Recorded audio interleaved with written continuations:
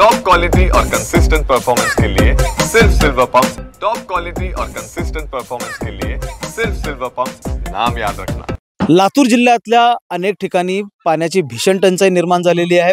भीषण पाणी टंचाईचा फटका जो आहे तो पहिल्यांदा वाडी आणि तांड्यांना बसतो।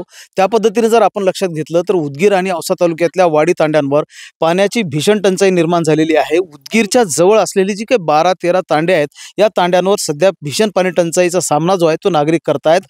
मारुती तांड्याच्या परिसरामध्ये आपण आहोत। असं आपण जर पाहिलं तर या विहिरीमधून जीवघेणी कसरत करत दररोज सकाळी आणि संध्याकाळी नागरिक जे आहेत ते हंडाभर पाण्यासाठी अशा प्रकारची जीवघेणी कसरत करत असतात। आपण पाहतो चित्रांमध्ये।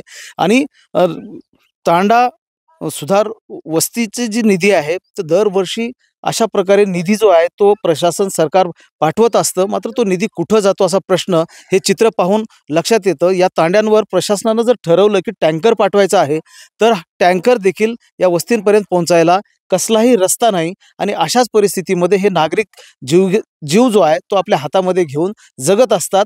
ही अवस्था जळकोट आणि उदगीर तालुक्यातल्या साधारणतः 13 तांडा वस्तींवर आहे।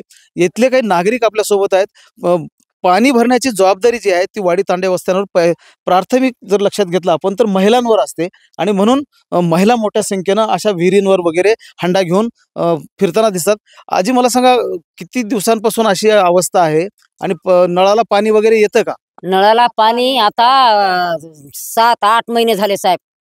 दिवाळीच्या आधीच पाणी ते पहिलं ते दसऱ्याच्या महिन्यामध्ये सोडले पाणी, त्याच्यानंतर पाणी नाही काही नाही। आमचं अशा पैपाला या मागाच्या तंडाला तिथं जोडले तर तिथं फोडायचं, तिथं जोडले तर तिथं हे करायचं। किती उकरून पैप किती जोडावं किती कानावं, आमचं कोणी न्यायच करणं झाले। हे तंडाला कोणी दबाव देणं झाले। तहसीलदार साहेब येऊ लागले, पैप घेऊन जावा, पैप टाका रे, ते वाल टाका रे। वाल टाकलेला काल परवा दियानी फोडून टाकले। कसं करावं लागेल, कसं जगावं लागेल? आम्ही म्हातारा पाण्यासाठीची जी यंत्रणा म्हणजे ही एकमेव विहीर आहे। हा, एकमेक हिर आहे। तर आता यांनी काय आता 4-4 घागरी 4-4 घागरी विळामध्ये किती खेपा करते म्हातार माणसं? शेंदा येते का? उगत तुमचं दया मिळाले तर 4-4 घागरी काढून देते, तेव्हा डोक्यावर घेऊन जातो। दुनियाचा धोंडाचा रस्ता पडले केलं आमचं बघा की साहेब, डोळे कपाळ बघा की आमचं बी थोबाड कसं होऊ लागले, कसं जगावं? हंडाभर पाण्यासाठी वणवण करावी लागते नागरिकांना। आजी सांगतायत की हंडा डोक्यावर घेऊन या विहिरीतून त्या त्यांच्या वस्तीकडे जात होत्या आणि त्या पडल्या आणि त्यांना लागलं।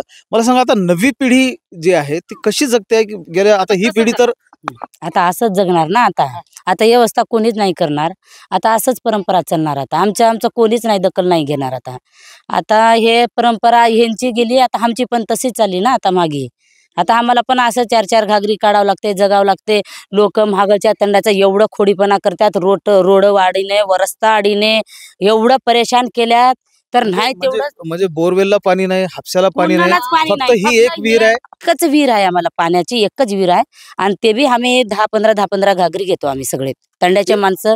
10-15 घागरी आम्हाला भेटते। एखादा कार्यक्रम वगैरे राहिला तर मग पाणी कसं? कार्यक्रम असं हे असले रात्रीच्या टायमाला पाणी घ्यावं घरात। 1-2 माणसात तर तेच एक पाणी राहील।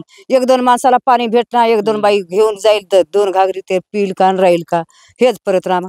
तिथं गेलं तर टंड्याला रस्ता नको, ह्या टंड्याला गेलं तर ते पाणीला बारी लावायचं, पाणीला बारी लावून भरायचं, हे परिणाम आहे। दुसरं काय नाही। हे साहेबांनी येऊन आमचा रस्ता करून द्यावा आणि पाण्याची सोय करून द्यावं। पाणी, रस्ता, वीज हे जे मूलभूत प्रश्न आहेत ते कायम या वाडी तांडा वस्तींवर आजही कायम असलेले आपल्याला पाहायला मिळत आहेत। इथपर्यंत मोटरसायकल येत नाही, वाहन येत नाही, ॲम्ब्युलन्स येण्याचा प्रश्नच नाही। आम्ही देखील साधारणतः 2 ते 4 किलोमीटर चालत या विहिरीपर्यंत पोहोचलो आणि आमच्या लक्षात आलं की या तांड्या वस्तीवरच्या ज्या महिला आहेत प्रामुख्यानं त्या पाणी भरतायत जीवघेणी कसरत करत। प्रशासनानं तातडीनं इकडे लक्ष द्यायला पाहिजे आणि पाण्याची सोय जी आहे ती करायला हवी, अशा प्रकारची मागणी जी आहे ती इथल्या महिला करतायत।